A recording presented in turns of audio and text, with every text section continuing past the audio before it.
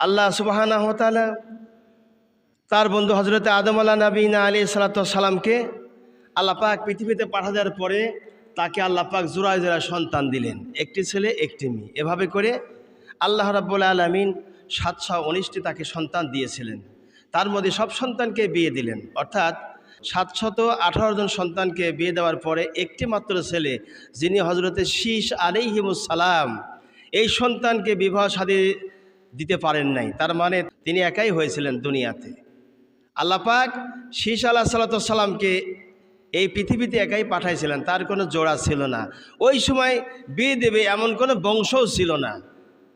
কেননা সূরা নিসার মধ্যে আল্লাহ রাব্বুল আলামিন জানিয়েছেন, যদিও যে কয়জনের সঙ্গে বিয়ে শাদী নিষিদ্ধ সেটা হয়েছে এখন, আর তদন্তকারী সময়ে আল্লাহ রাব্বুল আলামিন বিয়ে শাদীর ব্যাপারটা নিয়ে অনেক অনেক অনেক গভীর চিন্তা করে আল্লাহ পাক আয়াত নাযিল করেছিলেন।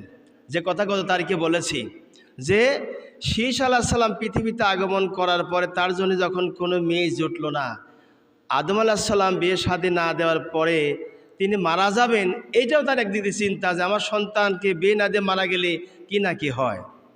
তিনি আকাশের দিকে চাচ্ছেন আর আল্লাহ পাকের কাছে ইস্তেগফার করছেন, মনে মনে ভাবছেন যে আল্লাহ আমার এই সন্তানকে বিয়ে শাদী না দিয়ে গেলে তো হবে না। আর এদিক দিয়ে মায়ের ওরসজাত কোনো সন্তানের সঙ্গে যত নিম্ন পর্যায়ের হোক তাদের বিয়ে জায়েজ নাই। এখন মায়ের ওরসজাত শীস আলাইহিস সালামের পিতা মাতার ওরসজাত সন্তানের মধ্যে ছাড়া তার সন্তান নাই, তো বিয়ে কেমনি করে করবে?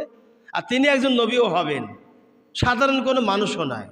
সেই জন্য যে কথা বলেছিলাম গত তারিখে, আল্লাহ রাব্বুল আলামিন সে কথা কোরআনে কারিমায় কোট করেছেন, মিন আজলি যালিকা কাতাবনা আলা বানি ইসরাঈলা আন্নাহু মান কাতালা নাফসাম বিগাইরি নাফসিন আও ফাসাদিন ফিল আরদি ফাআন্নামা কাতালান নাসা জামিআ।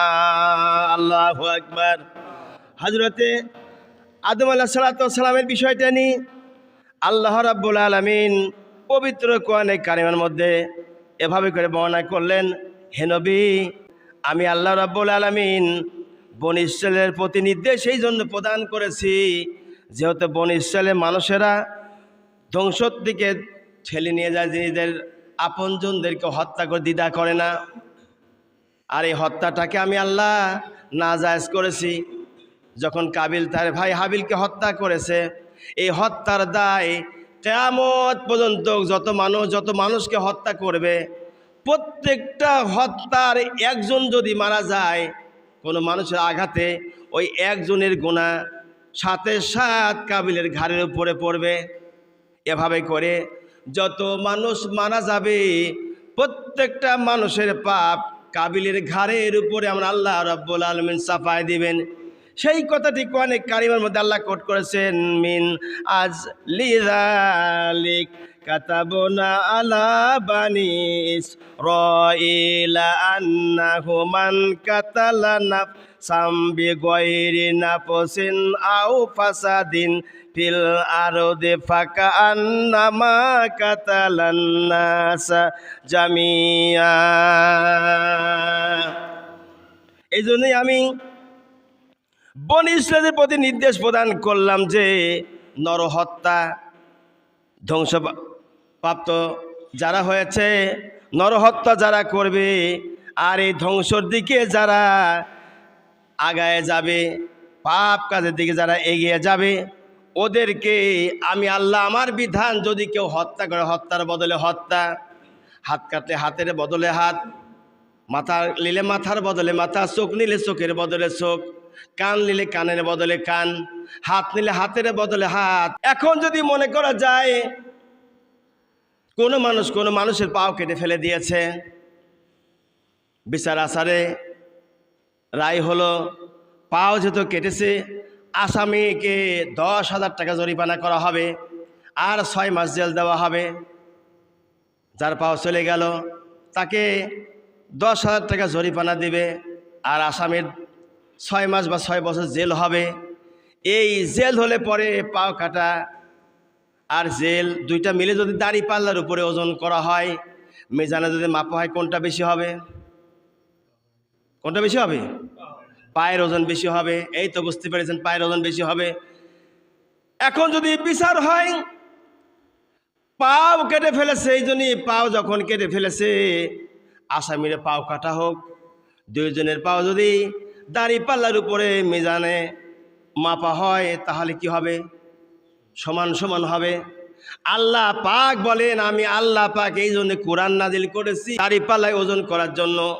মানুষের কোনো আইন নয়, মানুষের কোনো ব্যক্তিগত মতামত দিয়ে এ কোরআন চলবে না, দেশ চলবে না, রাষ্ট্র চলবে না, সমাজ চলবে না। সমাজ থেকে রাষ্ট্রপন্থ চলবে আমার কোরআন দিয়ে। কোনো মানুষের আইনে কোনো দিন শান্তি হবে না, শান্তি হতেও পারে না। এর ব্যাখ্যায় গেলে পরে 210 ঘন্টাও শেষ করতে পারবো না। সেজন্য আল্লাহ রাব্বুল আলামিন তিনি বলেন, হত্যার বদলে হত্যা। এখন যেটাই হত্যা করুক না কেন তার কোনো সমস্যা নেই, যাই হত্যা করুক না কেন, মাথার বদলে মাথা, কানের বদলে কান, পায়ের বদলে পাও, হাতের বদলে হাত, গদ্দানের বদলে গদ্দান উড়াইয়ে দাও। এটাই হলো ইসলামের বিধান, এটাই হলো আল্লাহ পাকের নিয়ম, আল্লাহর বিধান। আল্লাহ পাক তারপরে জানিয়েছেন, ওয়ামান আহায়াহা ফাকান্নামা আহয়ান নাসা জামিয়া। আল্লাহ রাব্বুল আলামিন জানেন, আল্লাহ পাক জানিয়েছেন, কেউ যদি কারো জীবন রক্ষা করে, এখানে আরেকটা কথা, যদি কেউ কারো জীবন রক্ষা করে আল্লাহ বলেন তবে সেজন্য সকল জীবন রক্ষা করলো, অর্থাৎ সকল জীবন রক্ষা করা সওয়াব আমার আল্লাহ বান্দার আমলনামা দিয়ে দেবে। এখন আমি এদেশে হত্যা হয়েছে দুজন প্রেসিডেন্ট, আমাদের চোখের সামনেই হত্যা হয়েছে। একে শেখ পরিবারের লোকজন, যাদেরকে ঢাকা 32 নম্বরে যে সেখানে আমি গিয়েছি, তাকে হত্যা করা হলো তার পরিবার সহকারে। আর দ্বিতীয়জন শহীদ প্রেসিডেন্ট জিয়াউর রহমান। যদি কেউ এই পৃথিবীতে নাম নেয়, দেখবেন প্রায় মানুষই মুখে বলে শহীদ প্রেসিডেন্ট জিয়াউর রহমান। একজন নামে শহীদ বলে, আরেকজন নামে শেখ বলে। ওকে আর শহীদ বলে না, কেউ মারা গেছে, এও মারা গিয়েছে, তাকেও মেরে ফেলছে, একেও মেরে ফেলেছে, কিন্তু শেখ মুজিবের নাম শহীদ শেখ মুজিবুর রহমান কেউই বলে না। আপনারা শুনছেন নাকি? কতক্ষণ নাকি শুনছেন? শোনেন নাই? তাহলে জিয়াউর রহমানের নাম লেসা বলে শহীদ প্রেসিডেন্ট জিয়াউর রহমান। এর মধ্যে কিন্তু কাছে ন্যায়ের প্রতীক, ন্যায়ের মিজান, ন্যায়টাকে আমার আল্লাহ রাব্বুল আলামিন দুনিয়াতেই দেখা দেয়। ন্যায়কারী কিরা, অন্যায় কিরা, ওইগুলোকে দুনিয়ার উপরে দিয়ে সম্মান, আরও সম্মানের পাত্র হিসাবে গণ্য করে দেয়, যাতে লোকেরাই বিবেচনা করে কে ন্যায়ের কে অন্যায়কারী ছিল। আমার ভাইরা, এই জন্য আল্লাহ রাব্বুল আলামিন বলেন, যদি কোনো ব্যক্তি কোনো মানুষকে হত্যা থেকে বাঁচিয়ে দেয়, ফাঁসির মঞ্চ থেকে রেহাই করে দেয়, আল্লাহ পাক সারা দুনিয়ার মানুষকে রেহাই করা সওয়াব বান্দার আমলনামায় দিয়ে দেবেন। এরপরে আল্লাহ জানিয়েছেন, ওয়ালাকাদ জাআতহুম রাসূলুনা বিল বায়্যিনাত। আল্লাহ পাক বলেন, তাদের কাছে তো রাসূলরা আমার নিদর্শন সমূহ নয়ে আগমন করেছিল। তারা কারা? বিগত দিনে রাসূল যখন পৃথিবীতে আগমন করেছিলেন ১৫০০ বছর পূর্বে, সেই সময় কিন্তু ইহুদি, নাসারা, বৌদ্ধ, খ্রিস্টান যে সকল মানুষেরা ধরাকে সরা মনে করতো, আপন স্ত্রীকে মহত্বের মধ্যে তালাক দিত। একটা টাইমে একই সময় কতজন যে নারী নিয়ে খেলাধুলা করতে কোনো ঠিক ছিল না। স্বয়ং আবু জেহেলও তার স্ত্রীকে দিয়ে লোকদেরকে ফুর্তি করাইতো, আবু জেহেল ওর স্ত্রীকে বলতো তুই উলঙ্গ হ, ওর উলঙ্গ হতো, কাপড় গায়ে থাকতো না, খানায় কাবা চতুর্পাশ দিয়েও ঘুরতো, আর জনগণ দেখতাম নেতার স্ত্রীর লজ্জা স্থান। নাউযুবিল্লাহি মিন যালিক। এই যুগেও এগুলো আছে এখনো। গান বাজনা রং তামাশা যদি করে কারা, যারা করবে এরা হলো আবু জেহেলের উত্তরসূরি। কথা বলে না কেন? এরা হলো আবু জেহেলের উত্তরসূরি, যার কারণে এইগুলো এরা পছন্দ করে। আল্লাহ রাব্বুল আলামিন জানিয়েছেন। এই জন্য এখন মনে করতে পারেন আমি একথা কেন বলছি, কোরআনে কারিমার তাফসীর করতে গেলে পরে একটার সাথে একটা জড়িত আছে না?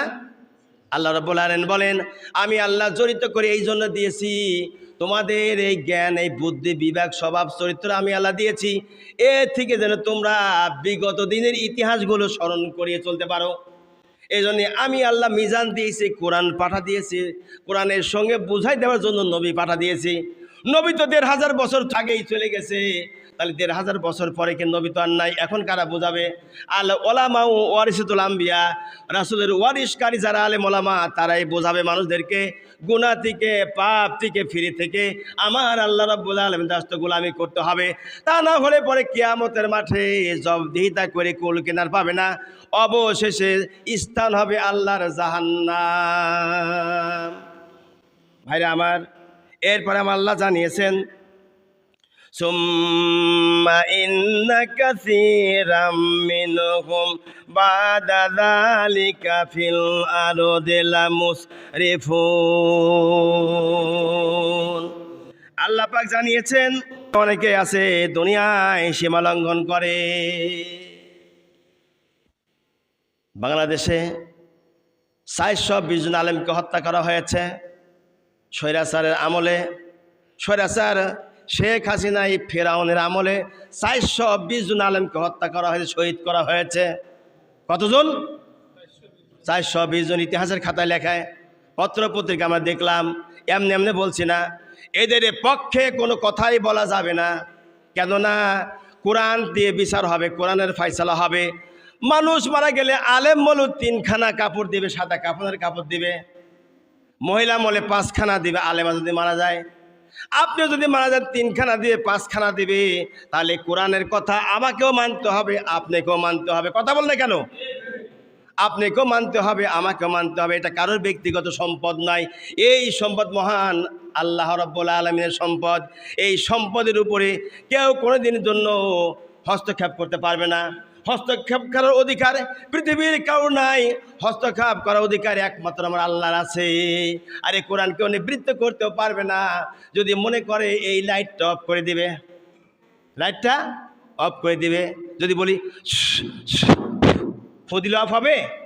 কথা বলেন না কেন? অফ হবে না। তাহলে ওর কি আছে? একটা সুইচ আছে, সুইচ অফ করলে লাইট অফ, সুইচ দিলেই লাইট চলবে। আল্লাহ বলেন, এই পৃথিবীতে আমার এই কোরআন দিয়েছি, কিয়ামত পর্যন্ত কোরআনের আদর্শ চলবে, কোরআনের কথা বলবে, কোরআনের আইন লোকেরা মানে চলবে। সুতরাং এই কোরআন অমর, এর কোনো রকমের কমতি নাই। এই কোরআন পরিপূর্ণ করে আমি আল্লাহ দিয়েছি, কমপ্লিট কোড অফ ইসলাম, পরিপূর্ণ করে আমি আল্লাহ ইসলামটা দিয়েছি, যাতে করে মানুষের কোনো অসুবিধা না হয়। কে বলছেন? আল্লাহ বলছেন। আর মানুষের আইন একটার মধ্যে আর একটা মিথ্যা কথা ঢুকায় দিয়ে বিচার করতেছে। কত সাক্ষীরা মিথ্যা কথা করে সাক্ষ্য দিল, সাক্ষী মিথ্যা কথা দিয়ে বলে দিয়েছে বলে আজকে যতগুলো সাক্ষী দেশে যতগুলো আলেমকে হত্যা করেছে, বলতে গেলে পরে সময় শেষ করে পাবো না, সময় পাবোই না। একজন আলেমের কথা বললেই তো সময় পাবো না, বাকি তো পড়েই রইল। যতগুলো আলেমকে হত্যা করা হয়েছে, প্রত্যেকটা আলেমের পিছনে মিথ্যা মিথ্যা সাক্ষী নিযুক্ত করেছিল। কি? প্রতিটা আলেমের বিরুদ্ধে মিথ্যা সাক্ষী দিয়ে দিয়ে তারা বিচার করে আজকে ফাঁসির মঞ্চে চড়িয়ে এই পৃথিবী থেকে হাজার হাজার মানুষকে কষ্ট দিয়েছে। আলেমের সাথে তো কত ভক্তবৃন্দ ছিল। একজন আলেম যেদিনকে আল্লামা সাইদের কথা একটা ইতিহাস শুধু বলি, ফাঁসির মঞ্চে চড়ানোর শুধু হুকুম করেছিল 13 সালে। ওই দিনকে বাংলাদেশে 200-র উপরে মানুষ শহীদ হয়েছিল। কি? 200-র উপরে শহীদ হয়েছিল। আর হাসিনার ব্যাপারে রায় হলো, একজনও রাস্তায় নামলো না। এতে বোঝা যায় সত্যর প্রতিক্রিয়া আর বাতিলের প্রতিক্রিয়া। কথা বলে না কেন? সুতরাং ও মুসলমান, এ কোরআন হলো আল্লাহর। আলেম ওলামাকে আল্লাহ পাক নির্দেশ দেন, আলেম ওলামা ন্যায্য কথা বলবে, হক কথা বলবে। এই কথার উপরে হস্তক্ষেপ করার কারো অধিকার, কার বাবার অধিকার নাই। কথা বল না কেন? কারণ কোরআন হলো আল্লাহর, হাদিস হলো রসুলের। এই ন্যায্য কথা, হক কথা পৃথিবীতে প্রচার করাই হলো আলেমদের দায়িত্ব।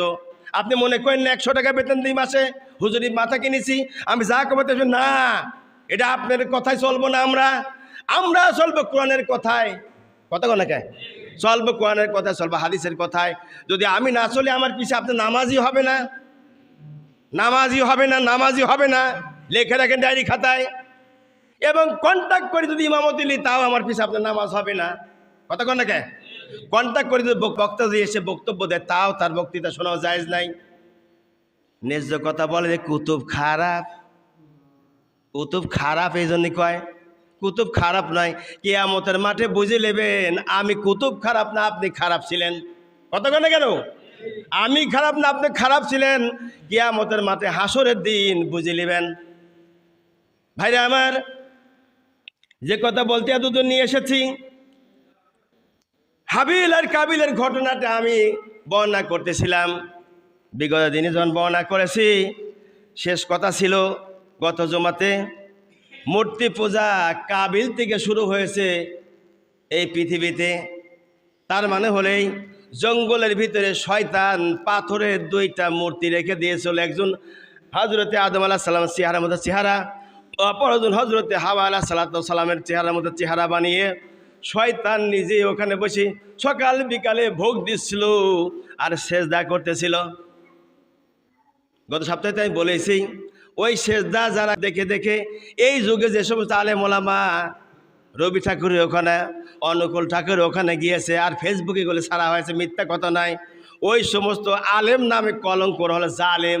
কতক্ষণ নাকি ওরা হলো জালেম। সে হতে পারে প্রার্থী, সেই দলেরই হোক, ইসলামের দলে হোক, আর ইসলামের দলের প্রার্থী যেই হোক না কেন, ওরা জালেম। কারণ অন্যায় কাজে ওরা উৎস দিচ্ছে, এই জন্য ওদেরকে আমরা জালেম আখ্যায়িত দিচ্ছি। সেটা আমি কেন বলবো, কোরআন বলে। এটা কে বলে? কোরআন বলে। আমার ভাইরা, হযরত আদম আলাইহিস সালামের সন্তান কাবিল যখন পিতা মাতার চেহারার মতো এমন কিছু মূর্তিগুলোকে শয়তান ইবলিস মানুষের রূপ ধারণ করে সেজদা করে, সকাল বিকালে সে ভোগ দিচ্ছিল। কাবিল ওদিক দিয়ে যাচ্ছিল, জঙ্গলে ঘুরতে ঘুরতে দেখা যায় যেন তার পিতা মাতার মতো। শয়তানকে দেখে বলছে, এরা কারা? আদম আলাইহিস সালাম 2 সন্তান গন্ডগোল করে একটা আরেকটাকে মেরে ফেলেছে, যার নাম কাবিল, আর যাকে মারছে হলো হাবিল। হাবিলকে হত্যা করেছে কাবিল, আর হত্যা করেছে উদ্দেশ্য একমাত্র আকলিমাকে বিয়ে করালিয়ে। ওর বাবা গিয়েছিল হজে, হজে থেকে আসার পরে সন্তানদেরকে বাড়ি পাই নাই, যার কারণে ঘুরতে ঘুরতে এখানে এসে পাথর হয়ে গেছে। পাথর হবার আগে আমি আল্লাহ ফিরিস্তা আমাকে বলেছিল, যদি আমার কাবিলের সাথে কোনোদিন দেখা হয় বলিও আমার জন্য সেজদা করে ভোগ দেয়, তাহলে সে যে পাপ করেছে ওই পাপ আল্লাহ মাফ করে দিবেন। এই কথা বলিয়ে যখন ইবলিস শয়তান দাঁড়িয়ে বলে, কাবিল চিন্তা করলো, আমি তো সেই দুষ্ট, আমি তো আমার ভাই হাবিলকে হত্যা করেছি, আর আমার বাপ মতো হজে গেছে, কথা তো সত্য। আসলে শয়তান থেকে সবই জানে। এই শয়তান মানুষের রূপ ধারণ করে বলেছে। কাবিলকে দায়িত্ব দিয়ে চলে গেল। যে কাবিল কি বললো, শয়তানকে বললো, তাহলে আপনি আমাকে দেন, আমি এগুলো করি, সকাল বিকালে মূর্তি পূজা করি আর আমি সেজদা করব, এখন থেকে আপনি আসতে হবে না, আমি যা করা করবো। কাবিল এবার শয়তানকে ছেড়ে দিল। শয়তানকে, তাহলে তুমি এগুলো করো, আমি চললাম। অদৃশ্য হয়ে গেল। অমন সময় প্রায় 12 বছর যাবত ধরে মূর্তি পূজা করলো। এর মধ্যে হঠাৎ করে বাড়ির কথা মনে পড়লো। নতুন কথা, এখন খেয়াল করেন, বাড়ির কথা মনে পড়লো। বাড়ির কথা মনে পড়ে বাড়ি চলে গেল। কাবিলের ছেলে ছিল, মেয়ে ছিল, বউ ছিল তখন জীবিত। বলা হলো, এর মধ্যে একটা কথা এড়িয়ে গেছে, আদম আলাইহিস সালামের মধ্যে মারা গিয়েছে। আদম আলাইহিস সালামের মধ্যে মারা গিয়েছে। শীস আলাইহিস সালামকে বিয়ে দিয়েছে আগে। আদম আলাইহিস সালাম, শীস আলাইহিস সালামের জন্য পেরেশানি ছিল। এর মধ্যে আল্লাহ পাক বললেন, হে আমার আদম বন্ধু, চিন্তা করবেন না, আপনার সন্তানের জন্য আমি আল্লাহ পাক জান্নাতের একটা হুন্নি পাড়া দেব, এই হুন্নির সঙ্গে শীসকে বিয়ে দিবেন। বলি মারহাবা। আল্লাহ আদম আলাইহিস সালাম তার সন্তান শীস আলাইহিস সালামের বিয়ের জন্য টেনশন করতেছিল। অমন সময় সব ছেলে মেয়েদেরকে ডাক দিয়ে বলতেছে, বাবারা সকল শোনো, আমার এই সন্তান শীস, যদিও সবার ছোট, কিন্তু মনে রেখো উনি একজন নবী হবে, তার কথা তোমাদেরকে মেনে চলতে হবে, তোমাকে রাজি আছো? সব ছেলেমেয়েরা বলছে, হ্যাঁ, শীস যা বলবে আমরা তাই শুনবো, তার কথা আমরা শোনার জন্য রাজি আছি। পিতা ছিল নবী মানুষ, তো সন্তানরাদের যা বলেছে সন্তানরা তাই রাজি হয়ে গেছে। সন্তান রাজি হয়ে গেল। এরপরে একজন হুন্নি পাড়া দিলেন। হুন্নির মাথায় ছিল সুন্দর সুন্দর ঝুড়ির মধ্যে আল্লাহর জান্নাতি খাদ্যখানা। এত বেস্তির খাদ্যখানা লয়ে হুন্নি তার মাথার উপরে ঝুড়ির মধ্যে করে নিয়ে আসছে। আদম আলাইহিস সালাম জিজ্ঞাসা করলো এই সুন্দরীকে, জিবরাইল ফেরেশতা বলেনি আল্লাহর বন্ধু আদম আলাইহিস সালাম এটা সাধারণ কোনো মানুষ নয়, আল্লাহর জান্নাতের হুর, আপনার সন্তান শীষের জন্য আল্লাহ পাড়া দিয়েছে। বলি সুবহানাল্লাহ। না ভাই, বিয়ে শাদী হয়ে গেল। বিয়ে শাদী যখন দিলেন, দেওয়ার পরে ঘর সংসার হচ্ছিল, এমতো অবস্থায় আদম আলাইহিস সালাম সকল সন্তান সন্ততিকে ডাক দিয়ে বলছেন, তোমার ভাই হযরতে শীষের সঙ্গে তোমাদের জন্য কোনো কথা না লাগে, ঝগড়া ফসাদ, ঝগড়া মারামারি খুন খারাপি করিও না। শীষ কিন্তু একসময় নবী হবে, ও যা বলে, যা বিচার আচারে যা করবে তাই তোমরা মেনে নিও। সকল সন্তানেরা কয় ঠিক আছে, আমরা মেনে নেব, কোনো অসুবিধা নাই। কিছুদিন পরেই হযরত আদম আলাইহিস সালাম এই পৃথিবী থেকে বিদায় হয়ে চলে গেল। বিদায়ের সময় আদম আলাইহিস সালাম বয়স হয়েছিল 1000 বছর। কত বছর? 1000 বছর হযরত আদম আলাইহিস সালামের তখন বয়স হয়েছিল। 1000 বছরের সময় হযরতে আদম আলাইহিস সালাম এই পৃথিবী থেকে বিদায় হয়ে চলে গেলেন। শীষ আলাইহিস সালামের সঙ্গে যখন হযরতে আদম আলাইহিস সালাম বিয়ে শাদী দিলেন জান্নাতের হুরকে, বিয়ে দেওয়ার পরে তিনি দিন প্রচার করতেছেন সারা এলাকায়, কোরআনের কথা, হাদিসের কথা, এজমা কিয়াস যা যখন প্রয়োজন ছিল তৎকালীন সময়ে, ওই সময়ে যা প্রয়োজন ছিল মানুষের জন্য, হযরতে শীষ আলাইহিস সালাম প্রত্যেকটা কথা মানুষের দ্বারে দ্বারে তিনি পৌঁছায় দিতেছিলেন। এমন সময় মানুষরূপী শয়তান কাবিলকে শিখিয়ে দিয়েছিল এভাবে করে পূজা করো।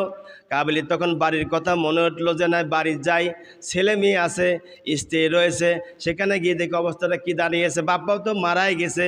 এই বলে কাবিল যখন বন জঙ্গল থেকে বাড়ি চলে আসে, আসার পরে শীষ আলাইহিস সালাম তখন নবী অলরেডি হয়ে গেছে, আর অন্য অন্য ভাইরা সবাই তখনও বেঁচে আছেন, বোনরাও বেঁচে আছেন। এমন সময় কাবিল বলতেছে, তোমরা এখনো এখানে রয়েছো কি জন্যে? ওই যে জঙ্গলের মধ্যে আমার পিতা মাতা আদম এবং হাওয়া, আমরা দুই ভাই যে গন্ডগোল করে এক ভাই অপর ভাইকে খুন করেছিলাম, আমি নিজে হাবিলকে খুন করেছি, আমার নাম কাবিল। আব্বা মারা যাওয়ার পূর্বে জঙ্গলের মধ্যে ফেরেশতাকে বলে গিয়েছিল এই কথা, মানে যে কথা বলেছিল ইবলিস শয়তান প্রতিটা কথা বাড়িতে জানাই দিল। সুতরাং আমার আব্বাই কথা বলে গিয়েছে যেন আমার পিতা মাতার ওই পাথর যদি আমরা পূজা করি সকাল বিকালে, আর যদি সেজদা করি, আমার আল্লাহ গুনাহগুলো মাফ করে দিবেন। সেখানে চলো, তোমরা এ বাড়িতে কেন রয়েছো? সমস্ত ভাই বোনরা তাকে ধিক্কার দিল, তিরস্কার দিল, সুকান সুকান বের হয়ে যা, তুরি সরে যা। সব ভাই বোন কাবিলকে ধিক্কার দিয়ে বাড়ি থেকে বের করে দিল। কিন্তু কাবিলের ছেলে মেয়েরা বলছে না, আমার পিতা যা বলে ওইটাই আমরা শুনবো। এই বলিয়ে কাবিলের ছেলে মেয়েরা কাবিলের সাথে আসিয়ে জঙ্গলের মধ্যে মূর্তি পূজা করে। ওই মূর্তি পূজা থেকে শুরু করে আজ পর্যন্ত কাবিলের বংশধরের লোকেরাই মূর্তি পূজা করতেছে। আজ পর্যন্ত তারা মূর্তি পূজা করছে, এই মূর্তি পূজা আর বন্ধ হচ্ছে না।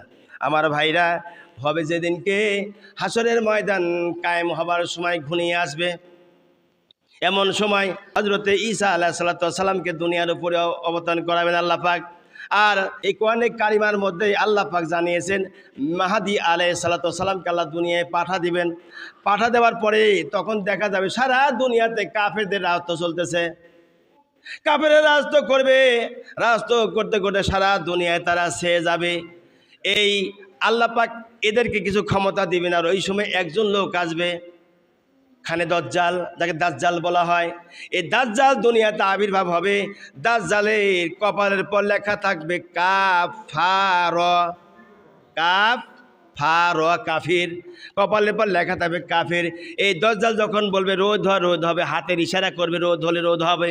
যদি কয় বৃষ্টি হয়, বৃষ্টি হবে। যদি বলে এই মানুষটা মারা যাবে, আবার জিন্দা করে জিন্দাও হবে। এরকম আল্লাহ পাক ক্ষমতা দিবেন ইমানদারদের পরীক্ষা করার জন্য দুনিয়াতে। যারা ইমানদার, দিনদার, পরহেজগার, এরা যখন দাজ্জালকে মেনে নিবে না, দাজ্জাল তাদেরকে কেটে কেটে টুকরো টুকরো করে ফেলবে। আর যারা দাজ্জালকে স্রষ্টা বলিয়া, প্রভু বলিয়া, আল্লাহ বলে স্বীকার করবে, তখন দাজ্জাল তাদের নিয়ে যুদ্ধের ময়দানে নেবে, মুসলিম উম্মাহদের সঙ্গে জিহাদ করবে। তখন আমরা মসজিদে ঢোকার এইসব নিয়মকান্ত পূর্বে শুনিয়েছি, শিখিয়েছি, বলিওছি। সকালবেলা তালিম দেওয়া হয়।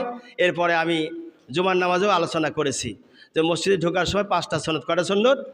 5টা সুন্নত রয়েছে, তাই নাকি?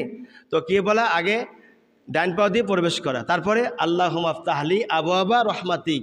এর অর্থ, হে আল্লাহ, আমার জন্য তোমার রহমতের দরজা খুলে দাও, আমার জন্য তোমার রহমতের দরজা খুলে দাও। এরপরে বিসমিল্লাহির রহমানির রহিম, তারপরে দুরূদ শরীফ, ছোট দুরূদ পড়েন, সংক্ষিপ্ত দুরূদ পড়েন সাল্লাল্লাহু আলাইহি সাল্লাম। কয়টা হলো?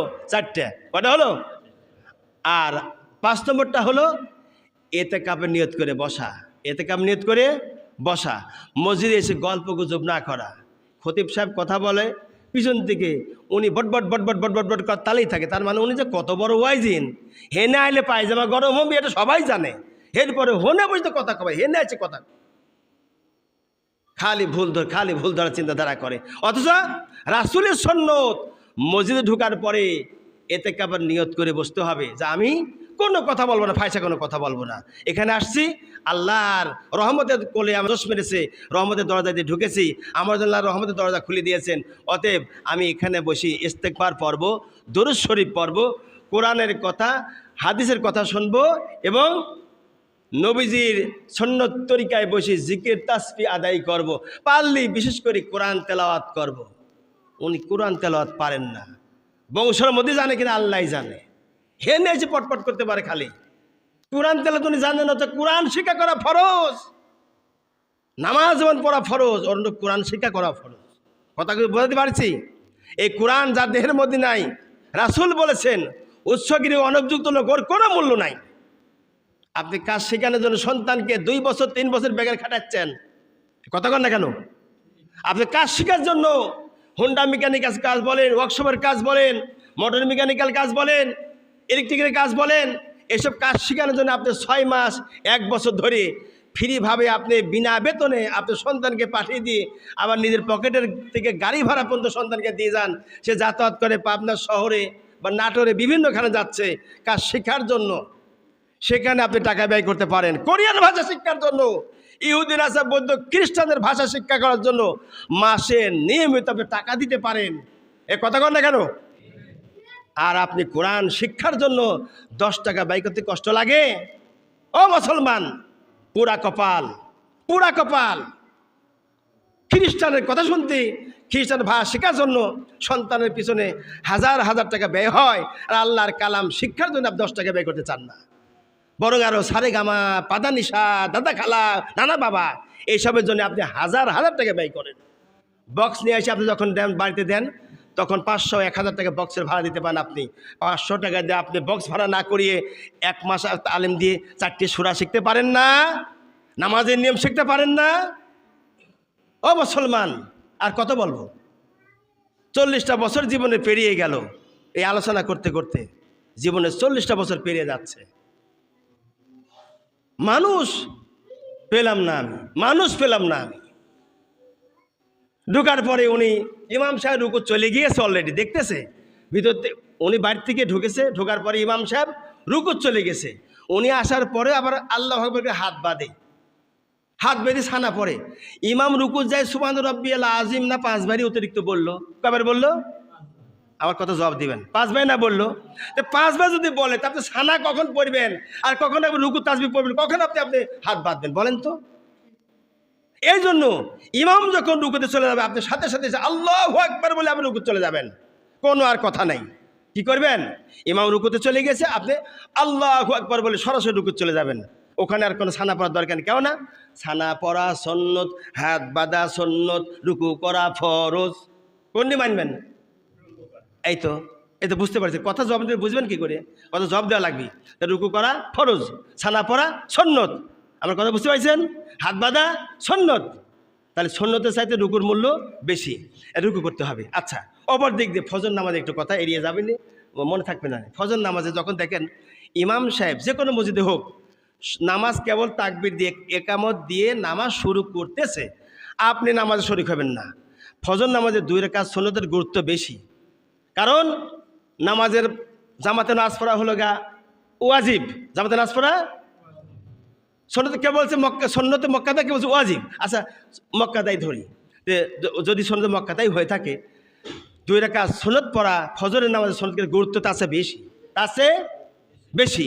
এই জন্য যখন ইমাম সাহেব রুকুতে যাবে না, সেজদাও যাবে না, কেবল একামত চলতেছে, ইমাম সামনে দাঁড়িয়ে আছে, অথবা সূরা ফাতিহা শুরু করেছে, আপনি সোজা 2 রাকাত নামাজ ছোট ছোট সূরা দিয়ে, কাউসার দিয়ে আর ইখলাস দিয়ে পড়ে আপনি জামাতে শরীক হবেন। আমার কথা কি বোঝাতে পারছি ভাইরা আমার? এটা দিনে ভুলে না যান। 4 রাকাত নামাজ পেয়েছেন আপনি 1 রাকাত, কয় রাকাত পেয়েছেন? তো বাকি আছে কয় রাকাত? 3 রাকাতে। এই 3 রাকাতে আপনি বিপদে পড়ে গেছেন যে হুজুর তো সূরা পড়ল, আমি কোথায় সূরা পড়বো, কোন জায়গায় মিলাবো না, তাই তো? এ সূরা মিলাবো কোন জায়গায় আমি? শোনেন, ইমাম যে কয় রাকাত নামাজি পড়ুক না কেন, খুব খেয়াল করেন, ইমাম যে কয় রাকাত, ইমামের সঙ্গে যে কয় রাকাত নামাজ আপনি পড়েন না কেন, তারপরে 2 রাকাত না পান, 3 রাকাত না পান, 4 রাকাতই বা না পান, আপনার জন্য একে একে নামাজ পড়তে লাগলে পরে যেমন সূরা পড়েন প্রথম রাকাতে একরকম, দ্বিতীয় রাকাতে আরেকটা সূরা, অনুরূপভাবে যে কয় রাকাত নামাজ ছুটে যাবে ওই কয় রাকাত নামাজে প্রথম রাকাতে ফাতিহা পড়ে 1 সূরা পড়বেন, দ্বিতীয় রাকাতেও ফাতিহা পড়ে আরেকটা সূরা পড়বেন। তারপরে যদি সূরা না পড়ার 3 রাকাত হয়ে থাকে, জোহরের নামাজ এরকম 3 রাকাত 4 রাকাত, 3 রাকাতে হয়তো সূরা মিলালেন, ইমামের সঙ্গে 1 রাকাতে মিলাইছেন, ইমাম যা পড়ে পড়ুক, ওটা আপনি দেখার বিষয় নেই। আপনি মনে করতে হবে আমি ইমাম সাহেবের সঙ্গে 1 রাকাত পড়েছি, ওটা সূরা মিলাবেন না। আপনি যে নামাজ পড়বেন 3 রাকাত পড়তে যে বাকি 3 রাকাত পড়তেছেন, এই বাকি 3 রাকাতের প্রথম রাকাতে মিলাবেন, দ্বিতীয় রাকাতে মিলাবেন, তৃতীয় রাকাতে আপনি মিলানোর দরকার নেই। তাহলে ইমামের 1 রাকাত, আপনার রাষ্ট্রের 1 রাকাতে 2 রাকাত, শুধু ফাতিহা দিয়ে হলো, আর 2 রাকাত মাঝের যেটা পড়লাম প্রথমের 2 রাকাত পড়লেন, এই 2 রাকাত সূরা দিয়ে হলো, নামাজ আপনার কমপ্লিট হয়ে যাবে। এরপরে যদি বুঝতে না পারেন, আমার চাই যোগ্য আলেম কে আছে তার কাছে জিজ্ঞাসা করে নেবেন। আল্লাহ তাআলা যেন সেই আলেমদেরকে সহবতে নিয়ে কোরআন হাদিস শোনা বোঝা আমলে তৌফিক দানকে বলে আমি।